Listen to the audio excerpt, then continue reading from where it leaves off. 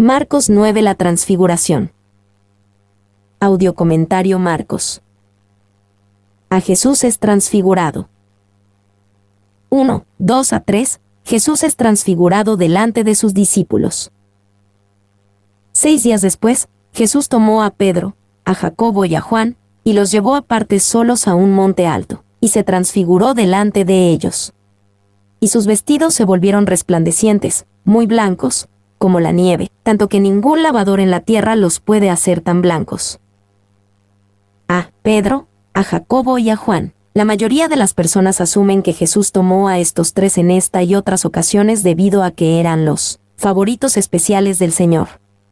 También podría ser que estos eran los tres que más comúnmente se metían en problemas, así que Él los mantenía cerca para cuidarlos. B. Y los llevó aparte solos a un monte alto. Lo que comenzó como un retiro al monte pronto cambió mientras la gloria de Jesús brilló de él, y Jesús fue transformado justo delante de los ojos de los discípulos, y se transfiguró delante de ellos. Y Mateo dice que el rostro de Jesús resplandeció, como el sol, Mateo 17:2, y tanto Mateo como Marcos utilizaron la palabra transfiguró para describir lo que sucedió con Jesús. Por este corto tiempo Jesús tomó una apariencia más apropiada para el Rey de Gloria, que la de un hombre humilde. C. Se transfiguró delante de ellos. Marcos hizo lo mejor que pudo para describirnos el cómo se miraba Jesús sin duda, a través de los ojos de Pedro. Básicamente toda la apariencia de Jesús brilló en una gloriosa luz resplandeciente, sus vestidos se volvieron resplandecientes y más blanco de cualquier cosa que se haya visto en la tierra. Y si no tenemos cuidado podríamos pensar que la transfiguración es solamente una luz resplandeciente que brilló en Jesús, pero esto no era una luz que venía a Jesús desde el exterior. La palabra transfigurar describe un cambio en el exterior el cual viene del interior. Es lo contrario a antifaz, el cual es un cambio externo que no viene del interior. Wiersbe. 2. Esto no era un nuevo milagro, sino la pausa temporal de un milagro que estaba en movimiento. El milagro real era que Jesús, la mayor parte del tiempo, podía guardar el mostrar su gloria. Pues el Cristo, en cuanto a ser glorioso, era un asunto menor para el que el retener o esconder su gloria. Es para su gloria eterna que Él oculta su gloria, y que, aunque Él era rico, por nuestro bien se hizo pobre. Spurgeon. D. Se transfiguró delante de ellos. Jesús hizo esto porque Él les acababa de decir que Él iba hacia la cruz, Marcos 8:31, y que espiritualmente ellos debían de seguirle en el camino de la cruz, Marcos 8:34-38. Era fácil para ellos el perder la confianza en Jesús después de una declaración tan negativa. Pero ahora, mientras Jesús demostraba su gloria como el Rey sobre todo el reino de Dios, los discípulos supieron que Jesús sabía lo que estaba haciendo. Si Él debía de padecer, ser rechazado y asesinado, Él aún tenía el control. 2. Jesús también mostró dramáticamente que los que llevaban su cruz también recibirían la gloria. La meta no es la cruz. La cruz es el camino hacia la meta, y la meta es la gloria de Dios. 2. 4. Elías y Moisés aparecen con Jesús. Y les apareció Elías con Moisés, que hablaban con Jesús. Y les apareció Elías con Moisés. Tanto Elías como Moisés representan a aquellos que son alcanzados por Dios. Judas 9 y 2 Reyes 2:11. Moisés representa a aquellos que mueren y van a la gloria, y Elías representa a aquellos que son alcanzados en el cielo sin morir, como en 1 Tesalonicenses 4:13-18. Y estos también representan a la ley, Moisés, y los profetas, Elías. El resumen de la revelación del Antiguo Testamento se viene a encontrar con Jesús en el monte de la transfiguración. 2. También figuran en el cumplimiento futuro de la profecía. Elías y Moisés están comúnmente conectados con los testigos de Apocalipsis 11:3-13. 3. Justo enfrente de ellos, los discípulos vieron evidencia de una vida más allá de esta vida. Cuando ellos vieron a Moisés y Elías, ellos sabían que Moisés ya había pasado de este mundo hacia unos 1400 años, y Elías había pasado algunos 900 años antes. Y aún así allí estaban, vivos en gloria delante de ellos. Esto les dio la confianza en lo que Jesús hablaba en cuanto a la resurrección. 4. Al parecer los discípulos sabían que estos eran Elías y Moisés. Esto nos muestra que nos conoceremos cuando vayamos al cielo. No sabremos en el cielo menos de lo que sabemos en la tierra. B. Que hablaban con Jesús. Elías y Moisés estaban interesados en el plan de Dios por medio de Jesús. Ellos hablaban de su partida, que iba Jesús a cumplir en Jerusalén, Lucas 9:31. 3. 5-10. La oferta necia de Pedro de construir 3 enramadas para honrar a Jesús, a Moisés y a Elías, y la respuesta del Padre. Entonces Pedro dijo a Jesús: Maestro, bueno es para nosotros que estemos aquí, y hagamos 3 enramadas, una para ti, otra para Moisés, y otra para Elías. Porque no sabía lo que hablaba, pues estaban espantados. Entonces vino una nube que les hizo sombra, y desde la nube una voz que decía: Este es mi Hijo amado, a él oíd. Y luego, cuando miraron, no vieron más a nadie consigo, sino a Jesús solo. Y descendiendo ellos del monte, les mandó que a nadie dijesen lo que habían visto, sino cuando el Hijo del Hombre hubiese resucitado de los muertos. Y guardaron la palabra entre sí, discutiendo qué sería aquello de resucitar de los muertos. Hagamos 3 enramadas, una para ti, otra para Moisés, y otra para Elías. Cuando Pedro vio a Jesús en su gloria, él quizás dijo para sí mismo: esto es bueno. Así es como debiera ser. Olvídate acerca del asunto de padecer, el ser rechazado y ser crucificado. Construyamos algunas enramadas para que podamos vivir de esta manera con el Jesús glorificado todo el tiempo. B. Porque no sabía lo que hablaba. Muy a menudo nos metemos en problemas cuando hablamos de la misma manera que Pedro, sin saber qué decir. También vemos que Pedro habló debido al temor, pues estaban espantados. Decimos muchas cosas necias sin pensar y por temor. Y Pedro tenía el corazón abierto, era audaz y entusiasta. Para mi manera de pensar, hay algo muy amable acerca de Pedro, y en mi opinión necesitamos a más Pedros en la iglesia de estos días. Aunque actúa pronto e impulsivo, aún así hay fuego en él, y hay vapor en él, para que hagan que nos sigamos moviendo. Spurgeon. 2. Lucas nos dice que Pedro, Santiago y Juan estaban dormidos, y que cuando despertaron ellos vieron a Jesús transfigurado con Elías y Moisés. Pedro, repentinamente despertado del sueño en un tiempo para ver que la gloria se desvanecía, hablaba de más en su terror, como algunos hombres lo harían. Cole. 3. Lo que Pedro dijo era necio debido a que él puso a Jesús en un nivel equitativo con Elías y Moisés, una enramada para cada uno. Pero Jesús no es únicamente otro Moisés o Elías, o ni siquiera un Moisés o Elías más grande. Jesús es el Hijo de Dios. 4. Pues estaban espantados. El estar en la presencia de la gloria de Dios no es necesariamente una experiencia placentera, especialmente cuando somos como Pedro, al no glorificar realmente a Dios. Algunas veces la gloria de Dios es mostrada de una forma que nos corrige. C. Entonces vino una nube que les hizo sombra. Esta es una nube familiar. La nube de la gloria de Dios es conocida tradicionalmente como las Shekin. Era la columna de nube que estaba delante de Israel en el desierto. Éxodo 13, 21-22. Era la nube de gloria de la cual Dios hablaba a Israel. Éxodo 16:10. Fue de esta nube de gloria que Dios se encontró con Moisés y con otros. Éxodo 19:9, 24, 15-18, Números 11:25, 12:5, 16:42. Era la nube de gloria la cual estaba a la puerta del tabernáculo. Éxodo 33, 9-10. Fue de esta nube de la cual Dios apareció al sumo sacerdote en el lugar santo dentro del velo. Levíticos 16:2. Fue de esta nube que Dios apareció a Salomón cuando el templo fue dedicado, así como llenando el templo para que los sacerdotes no pudieran continuar. 1 Reyes 8, 10-11, 2 Crónicas 5, 13-14. Era la nube de la visión de Ezequiel, llenando el templo de Dios con el resplandor de su gloria. Ezequiel 10:4. Era la nube de gloria la cual hizo sombra a María cuando ella concibió a Jesús por el poder del Espíritu Santo. Lucas 1:35. Era la nube de gloria la cual recibió a Jesús hacia el cielo durante su ascensión, Hechos 1:9. Era la nube la cual mostrará la gloria de Cristo Jesús cuando Él regrese en triunfo hacia esta tierra. Lucas 21:27. D. Este es mi Hijo amado, a él oíd. La voz de la nube de gloria lo puso en claro. Jesús no estaba en el mismo nivel que Elías y Moisés. Él es el Hijo amado, así que a él oíd. Y esta palabra del cielo contestaba las dudas de los discípulos después de la revelación de un Mesías que padecía. Les aseguraba que el plan estaba bien con Dios el Padre también. Les mandó que a nadie dijesen lo que habían visto, sino cuando el Hijo del Hombre hubiese resucitado de los muertos.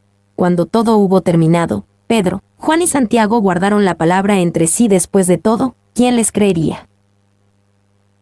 Pero el evento dejó una impresión duradera en estos hombres.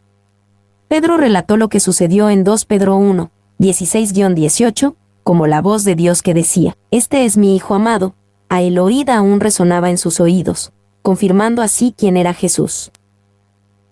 2. Tan impresionante como lo fue esta experiencia, en sí misma no cambió la vida de los discípulos tanto como lo hizo el nacer de nuevo. El nacer de nuevo, obrado por el Espíritu de Dios, es el gran milagro, la demostración más grande de la gloria de Dios. 3. Es mejor que un hombre viva cerca de Cristo, y el disfrutar su presencia, que lo que fuera para él el ser abrumado por una luz brillante, y el escuchar la voz divina del Padre saliendo de ella. Spurgeon. 4, 11-13, el problema de que Elías vendría primero, una pregunta basada en Malaquías 4, 5-6. Y le preguntaron, diciendo, ¿por qué dicen los escribas que es necesario que Elías venga primero? Respondiendo él, les dijo, Elías a la verdad vendrá primero, y restaurará todas las cosas. ¿Y cómo está escrito del Hijo del Hombre, que padezca mucho y sea tenido en nada? Pero os digo que Elías ya vino, y le hicieron todo lo que quisieron, como está escrito de él. ¿Por qué dicen los escribas? La venida de Elías antes del Mesías fue claramente profetizado en Malaquías 4, 5-6. Así que los discípulos se preguntaban, si Jesús es el Mesías, entonces ¿dónde está Elías? B. Elías venga primero. Jesús les dijo que la profecía de Elías en Malaquías sí se cumpliría. Aunque Jesús no dijo eso aquí, la profecía de la venida de Elías tenía que ver con la segunda venida de Jesús, no con su primer venida, y Elías bien regresaría en una conexión con uno de los dos testigos de Apocalipsis 11, 2-13.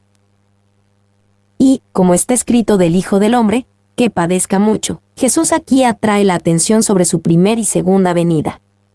Los discípulos bien conocían las profecías en cuanto a la gloria del Mesías. Jesús les pidió que consideraran las profecías de su padecimiento y que él debía de ser tenido en nada. C.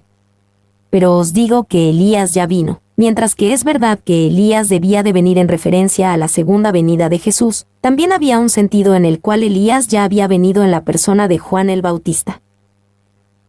Y Juan no era la reencarnación de Elías, pero él ministró en el rol y el espíritu de Elías. Juan el Bautista era un tipo de figura de Elías. Ve Jesús echa fuera un demonio reacio de un niño. 1, 14-18, los discípulos no son capaces de echar fuera al demonio.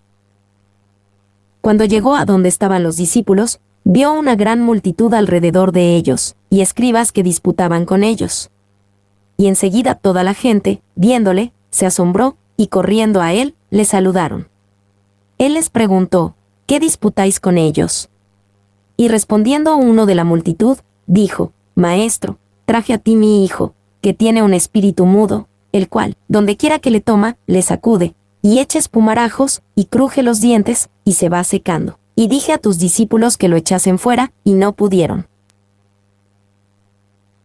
Y escribas que disputaban con ellos. De este contexto, es razonable el asumir que los escribas criticaban a los discípulos por su incapacidad de ayudar al niño, poseído por el demonio.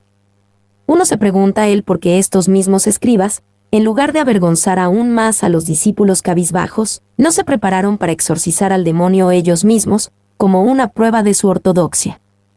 Cole. Este tipo de conflicto era exactamente lo que Pedro quería evitar al quedarse en el monte de la Transfiguración. Marcos 9:5. Pero no podía pasar de esta manera. Ellos simplemente debían de bajar del monte y lidiar con lo que encontraran. 2. Él halló a escribas que disputaban, a un padre distraído, un muchacho endemoniado, y a discípulos derrotados. Él hizo callar a los escribas, él consoló al padre, él sanó al muchacho, él instruyó a los discípulos. Morgan. B. Un espíritu mudo, delante de los ojos de los exorcistas judíos contemporáneos, este en particular era un demonio difícil sino imposible de sacar. Esto es porque ellos creían que debías de saber el nombre del demonio antes de que lo pudieras echar, y si un demonio hacía que alguien fuera mudo, nunca sabrías cuál era su nombre. Donde quiera que le toma, le sacude, y echa espumarajos, y cruje los dientes, y se va secando. El muchacho mostraba señales que muchos hoy en día quieren tomarlo como evidencia de epilepsia, pero Jesús percibió que eran ocasionados por una posesión demoníaca. Seguramente, algunos de los que diagnosticamos con una enfermedad física o mental hoy en día en realidad están poseídos por el demonio. Y Jesús se dirige al demonio como a un ser separado del muchacho, como comúnmente lo hace. Esto hace difícil el creer que Jesús estaba simplemente siendo indulgente con la creencia popular de una superstición. Él evidentemente habla del demonio como la causa de la desgracia de este niño. Robertson. D. Y dije a tus discípulos que lo echasen fuera, y no pudieron. Este caso en particular de posesión demoníaca era demasiado para los discípulos, aunque Jesús les había dado autoridad sobre los espíritus inmundos, Marcos 6:7. Y, aparentemente algunos demonios son más fuertes, esto es, más tercos o terribles que otros. Efesios 6:12 parece describir diferentes rangos de seres demoníacos, y no es difícil el pensar que algunos rangos pueden ser más poderosos que otros. 2:19-27, Jesús libra al muchacho. Y respondiendo él, les dijo, oh generación incrédula, ¿hasta cuándo he de estar con vosotros? ¿Hasta cuándo os he de soportar? Traédmelo. Y se lo trajeron, y cuando el espíritu vio a Jesús, sacudió con violencia al muchacho, quien cayendo en tierra se revolcaba, echando espumarajos. Jesús preguntó al padre, ¿cuánto tiempo hace que le sucede esto? Y él dijo, desde niño. Y muchas veces le echa en el fuego y en el agua, para matarle. Pero si puedes hacer algo, ten misericordia de nosotros, y ayúdanos. Jesús le dijo, si puedes creer, al que cree todo le es posible. E inmediatamente el padre del muchacho clamó y dijo, creo, ayuda mi incredulidad. Y cuando Jesús vio que la multitud se agolpaba, reprendió al espíritu inmundo, diciéndole, espíritu mudo y sordo, yo te mando, sal de él, y no entres más en él. Entonces el espíritu, clamando y sacudiéndole con violencia, salió, y él quedó como muerto, de modo que muchos decían, está muerto. Pero Jesús, tomándole de la mano, le enderezó, y se levantó. Ah, oh generación incrédula, ¿hasta cuándo he de estar con vosotros? Cuando Jesús describe una generación incrédula, él se puede referir a los escribas contendientes, al padre desesperado, o a los discípulos que no tuvieron éxito. B. Y cuando el espíritu vio a Jesús, sacudió con violencia al muchacho, quien cayendo en tierra se revolcaba. Cuando Jesús se acercó, el demonio dentro del niño sabía que su tiempo estaba corto. Él quería hacer el mayor daño posible antes de que le dejara. C. Pero si puedes hacer algo, el hombre parecía no tener seguridad de que Jesús podría hacer todo. Pero él sí no era en cuanto a lo que Jesús podía hacer. Él sí era en cuanto a la fe del hombre. Así que Jesús le dijo, si puedes creer, al que cree todo le es posible. Cuando confiamos en Dios como verdadero, y que todas sus promesas son reales, todo lo que Él promete es posible. D. Creo, ayuda mi incredulidad. El pobre padre en este hecho fue retado por la exhortación de Jesús hacia la fe. Él creía en el poder de Jesús para liberar al muchacho después de todo. ¿Por qué él habría venido a Jesús? Pero él también reconocía sus dudas. Así que él, con sollozos clamó a Jesús, creo, ayuda mi incredulidad. Y, en este caso, la incredulidad del hombre no era una rebelión en contra o un rechazo hacia la promesa de Dios. Él no negaba la promesa de Dios, él la deseaba. Sin embargo, parecía muy bueno para ser cierto. Así que él dijo, ayuda a mi incredulidad. 2. Ayuda a mi incredulidad es algo que únicamente un hombre puede decir por fe. Mientras los hombres no tengan fe, estos son inconscientes de su incredulidad, pero, tan pronto como tienen poca fe, entonces ellos empiezan a tener conciencia de la grandeza de su incredulidad. Spurgeon. El espíritu, clamando y sacudiéndole con violencia, salió. Jesús no tuvo ninguna dificultad para lidiar con el demonio, aun cuando el demonio realizó una demostración final de su terrible fuerza. Al saber que debía de salir, el demonio hizo el mayor daño posible antes de salir. Pero no fue un daño permanente. 3, 28 a 29. ¿Por qué los discípulos no tuvieron éxito? Cuando él entró en casa, sus discípulos le preguntaron aparte, ¿por qué nosotros no pudimos echarle fuera? Y les dijo, este género con nada puede salir, sino con oración y ayuno. ¿Por qué nosotros no pudimos echarle fuera? Jesús reveló la razón de su debilidad, era debido a una falta de oración y ayuno. Este género con nada puede salir, sino con oración y ayuno. No es que la oración y ayuno nos hagan más dignos para sacar a los demonios. Es que la oración y el ayuno nos acercan más al corazón de Dios, y esto nos pone más en forma con su poder. Estos son una expresión de nuestra total dependencia hacia Él. Y Jesús ya les había dado la autoridad para echar fuera a los demonios. Marcos 3, 14-15. Pero la autoridad que Jesús les había era efectiva solamente si era ejercida por fe. Pero la fe debe de ser cultivada por medio de la disciplina y devoción espiritual. Wiersbe. 2. Esta dependencia total hacia Dios es el remedio de muchos problemas espirituales. El estar decepcionado de ti mismo es el haber confiado en ti mismo. C. Hacia Jerusalén. 1, 30 a 32. Jesús les recuerda a sus discípulos de su misión. Habiendo salido de allí, caminaron por Galilea, y no quería que nadie lo supiese. Porque enseñaba a sus discípulos, y les decía, el Hijo del Hombre será entregado en manos de hombres, y le matarán, pero después de muerto, resucitará al tercer día. Pero ellos no entendían esta palabra, y tenían miedo de preguntarle. Y no quería que nadie lo supiese. Esto quizás era porque Jesús no quería que una multitud galilea se agolpara hacia él y que estorbara su importante viaje hacia Jerusalén. El Hijo del Hombre será entregado en manos de hombres, y le matarán. Jesús claramente dijo a sus discípulos el destino que enfrentaría en Marcos 8:31. Ahora, mientras ellos salían de Galilea hacia Jerusalén, ellos se dirigían hacia el destino del cual Jesús habló. Pero ellos no entendían esta palabra. Los discípulos no pudieron procesar lo que Jesús dijo acerca de su destino en Jerusalén para morir y resucitar, otra vez. Desafortunadamente, ellos tenían miedo de preguntarle. 2, 33 a 34, la disputa en el camino. Y llegó a Capernaum, y cuando estuvo en casa, les preguntó, ¿qué disputabais entre vosotros en el camino? Mas ellos callaron, porque en el camino habían disputado entre sí, quién había de ser el mayor. Habían disputado entre sí, quién había de ser el mayor. Al parecer este era el asunto favorito de discusión entre los discípulos. Todos ellos contaban con que Jesús gobernaría sobre el mundo como el Rey Mesías, y el debate era sobre quién era el más digno para ser el asociado principal de Jesús. Mas ellos callaron. Este era un silencio propiciado por la vergüenza. Mostraba que ellos tenían vergüenza por su obsesión por la grandeza. Era un asunto saludable de vergüenza y mostraba que algunos de los mensajes de Jesús estaba penetrando en sus corazones. 3, 35 a 37, la verdadera grandeza en el reino de Dios.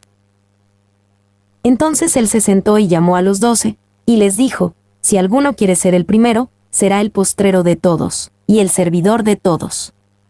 Y tomó a un niño, y lo puso en medio de ellos, y tomándole en sus brazos, les dijo, el que reciba en mi nombre a un niño como este, me recibe a mí, y el que a mí me recibe, no me recibe a mí sino al que me envió. Él se sentó. Esto era importante porque por medio de la acción de sentarse Jesús mostró que él iba a enseñar.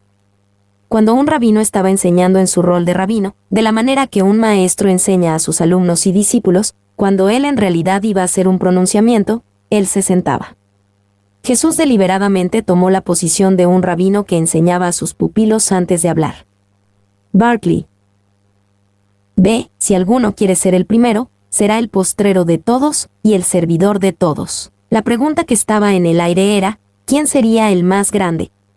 Jesús pudo haber contestado la pregunta, «Oh necios, yo soy el más grande». Pero Jesús no puso el enfoque en sí mismo. Para un ejemplo de grandeza, Jesús habló sobre el postrero y el servidor. Y, por supuesto que Jesús es el más grande en el reino. Así que cuando él dijo el postrero y servidor, él en realidad se estaba describiendo a sí mismo y él acertadamente expresó su naturaleza. Él en realidad era el primero, pero aún así él se hizo postrero de todos, y el servidor de todos por nuestro bien. 2. Jesús nos retaba a ser el postrero de todos. El deseo de ser alabados y el de obtener reconocimiento debería de ser algo extraño para un seguidor de Jesús. Jesús quiere que abracemos lo postrero a manera de elección, al permitir que otros sean preferidos antes de nosotros, y no solamente porque seamos forzados a ser el último. 3. Jesús nos reta a ser el servidor de todos. En la manera de pensar del mundo acerca del poder, un gran hombre se distingue en base de cuántas personas le sirven. En la antigua China estaba de moda que los hombres ricos se dejaran crecer las uñas para que sus manos no se pudieran utilizar para las tareas básicas. Esto mostraba que ellos no necesitaban hacer todo por ellos mismos. Un siervo siempre estaba allí esperando las órdenes. El mundo quizás piense acerca de esto como el ser grande, pero Dios no lo ve así. Jesús declaró que la verdadera grandeza se muestra por cuántos te sirven, sino por cuántos sirves tú. 4. No era que Jesús aboliera la ambición. Pero él recreó y sublimó la ambición. Pues cambió la ambición de gobernar por la ambición de servir. La ambición de tener cosas hechas para nosotros la cambió por la ambición de hacer cosas para los demás. Barclay. C. Y tomó a un niño y lo puso en medio de ellos. Jesús atrajo su atención a su naturaleza al presentarles a un niño como ejemplo. En aquellos días, los niños eran tenidos más como propiedad que como individuos. Se entendía que estos debían de ser vistos y no escuchados. Jesús decía que el modo en que recibimos a personas como los niños muestra el cómo le recibimos a Él. El que reciba en mi nombre a un niño como este, me recibe a mí.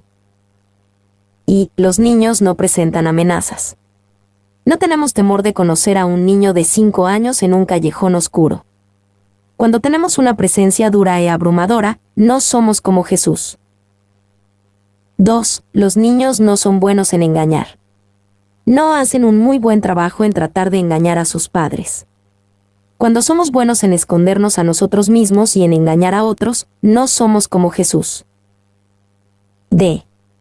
El que reciba en mi nombre a un niño como este, me recibe a mí, debido a que Jesús es el postrero de todos, y el servidor de todos y como un niño, cuando honramos y recibimos a un niño o a alguien que es servidor, como Jesús nosotros honramos y servimos al mismo Jesús. 4. 38 a 42. La verdadera grandeza no es pandillera, es un instinto inclusivo. Juan le respondió diciendo, Maestro, hemos visto a uno que en tu nombre echaba fuera demonios, pero él no nos sigue, y se lo prohibimos, porque no nos seguía. Pero Jesús dijo, no se lo prohibáis, porque ninguno hay que haga milagro en mi nombre, que luego pueda decir mal de mí. Porque el que no es contra nosotros, por nosotros es. Y cualquiera que os diere un vaso de agua en mi nombre, porque sois de Cristo, de cierto os digo que no perderá su recompensa. Cualquiera que haga tropezar a uno de estos pequeñitos que creen en mí, mejor le fuera si se le atase una piedra de molino al cuello, y se le arrojase en el mar. Maestro, hemos visto a uno. Debía de frustrar a los discípulos de Jesús que estos otros seguidores de Jesús podían echar demonios de una manera exitosa mientras que ellos habían ya fallado. Marcos 9:18. No es de sorprenderse que Juan quería que ellos se detuvieran. Y entonces nosotros podemos imaginarnos de una manera segura que este no era uno de los discípulos de Juan el Bautista, que mediante el mandato de su amo, había creído en Jesús o alguno de los 70, los cuales Cristo había enviado, Luke 10, 1, 7, quienes, después de haber cumplido su comisión, se habían retirado de acompañar a los otros discípulos. Pero mientras él se mantuvo firme en su fe en Cristo y anduvo en buena conciencia, la influencia de su amo aún continuaba con él, así que él pudo echar demonios de la misma manera que los otros discípulos. Clarke. B. Porque el que no es contra nosotros, por nosotros es. Hay muchos que quizás estén mal en algún aspecto de su presentación o enseñanza, pero aún así sacan adelante a Jesús de alguna manera. Deja que Dios trate con ellos. Aquellos que no están en contra de un Jesús bíblico están de su lado, al menos en alguna manera. Y Pablo vio a muchos hombres predicando a Jesús por muchos motivos. Algunos de ellos motivos malvados, pero aún así él podía regocijarse de que Cristo era predicado. Filipenses 1, 15-18. C. Y cualquiera que os diere un vaso de agua en mi nombre, debido a este principio de unidad, es apropiado el mostrar la amabilidad hacia los demás en el nombre de Jesús. Aún un vaso de agua, si dada en la naturaleza de Jesús, será recompensada. Y nada podía verse más mezquino que el dar un simple vaso de agua. Pero Dios recuerda el corazón, no solamente el regalo en sí. D. Cualquiera que haga tropezar a uno de estos pequeñitos que creen en mí, si un pequeño acto de bondad hacia los demás hecho en el nombre de Jesús será recordado por la eternidad, así también cualquier causa que haga tropezar. Y el castigo es severo, mejor le fuera si se le atase una piedra de molino al cuello, y se le arrojase en el mar. Y en aquellos días habían dos tamaños diferentes para piedras de molino. La más pequeña era utilizado por una mujer para moler una pequeña cantidad de grano. La más grande se le hacía girar por medio de un burro para moler una mayor cantidad de grano. Aquí Jesús se refiere a la piedra de molino más grande. 2. Algunos cristianos no piensan en meter a cristianos jóvenes y débiles a sus propias divisiones y disputas. Ellos mismos salen sin mucho daño, pero los pequeñitos que fueron metidos con ellos en la disputa a menudo terminan en naufragios. 5. 43-48. La urgencia de entrar al reino de Dios. Si tu mano te fuere ocasión de caer, córtala, mejor te es entrar en la vida manco, que teniendo dos manos ir al infierno, al fuego que no puede ser apagado, donde el gusano de ellos no muere, y el fuego nunca se apaga. Y si tu pie te fuere ocasión de caer, córtalo, mejor te es entrar a la vida cojo, que teniendo dos pies ser echado en el infierno, al fuego que no puede ser apagado, donde el gusano de ellos no muere, y el fuego nunca se apaga. Y si tu ojo te fuere ocasión de caer, sácalo, mejor te es entrar en el reino de Dios con un ojo, que teniendo dos ojos ser echado al infierno, donde el gusano de ellos no muere, y el fuego nunca se apaga. Si tu mano te fuere ocasión de caer, córtala. Trágicamente, algunos han tomado estas palabras de Jesús en un sentido que él no tenía intencionado, y se han cortado sus manos o se han mutilado a sí mismos de alguna otra manera en una equivocada batalla en contra del pecado. Y el problema con tomar las palabras de Jesús literalmente es que la mutilación corporal no va más allá para controlar el pecado. El pecado es más un asunto del corazón que de cualquier otro órgano o miembro en particular, y si yo corto mi mano derecha, la izquierda aún está lista para el pecado. Si yo desmembro totalmente mi cuero, yo aún puedo pecar en mi mente y mi corazón. 2. Esta no era una orden para la automutilación física, pero en la manera más fuerte posible Jesús habla del sacrificio más costoso. Len. B. Mejor te es entrar en la vida manco, que teniendo dos manos ir al infierno. Con esta exhortación, Jesús intentó corregir un gran malentendido de parte de los discípulos. Ellos pensaban principalmente en el reino en términos de recompensa, no en términos de sacrificio. Y, esencialmente Jesús declara de nuevo lo que Marcos registró en 8, 34-35, que si tratamos de salvar nuestras vidas, las perderemos, y el seguir a Jesús significa el tomar nuestra cruz y seguirle. C. Ir al infierno, al fuego que no puede ser apagado. La palabra infierno es una antigua traducción griega de la palabra hebrea para valle de Hinnom. Este era un lugar fuera de los muros de Jerusalén profanado por la adoración a Moloc y el sacrificio humano, y así se convirtió en el basurero en donde los desechos y basura era quemada. Los fuegos sin llama y los gusanos que nunca mueren eran una ilustración gráfica y efectiva del destino de los condenados. Y este lugar también era llamado el lago de fuego en Apocalipsis 20, 13-15, un lugar preparado para el diablo y sus ángeles, Mateo 25 horas y 41 minutos. 2. Que no puede ser apagado. Un niño con una cuchara vaciaría el mar más rápido que los condenados en cumplir su miseria. Un río de azufre no se puede consumir al quemarse. D. Donde el gusano de ellos no muere.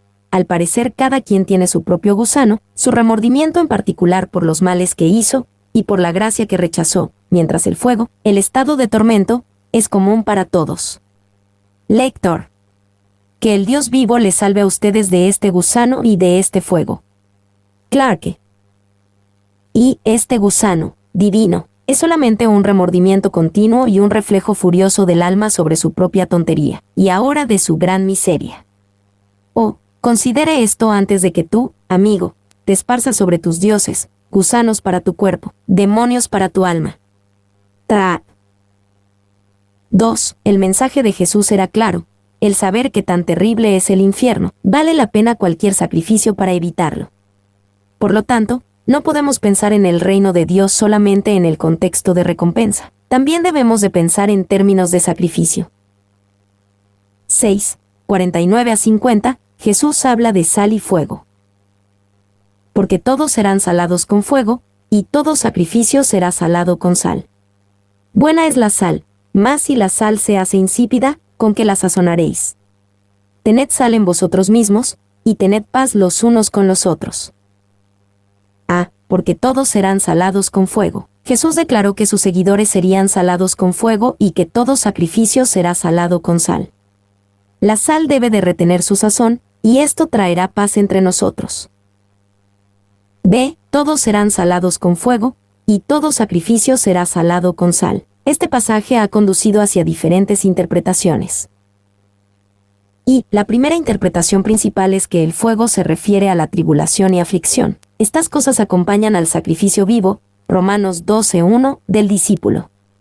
Ya que los sacrificios del Antiguo Testamento incluían sal, Levíticos 2:13, Jesús está diciendo, de la misma manera que todo sacrificio bajo la ley requería sal, así el sacrificio vivo que mis seguidores traen delante de mí deben estar sazonados con sufrimiento y tribulaciones.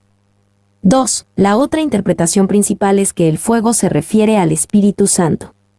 Mientras su presencia en nuestras vidas nos sazona, purifica, preserva y añade sabor a nuestras vidas, haciéndonos así un sacrificio vivo aceptable para Dios. Mi nombre es Demim. Soy tu asistente personal. Mi sitio en internet es demim.es.tl.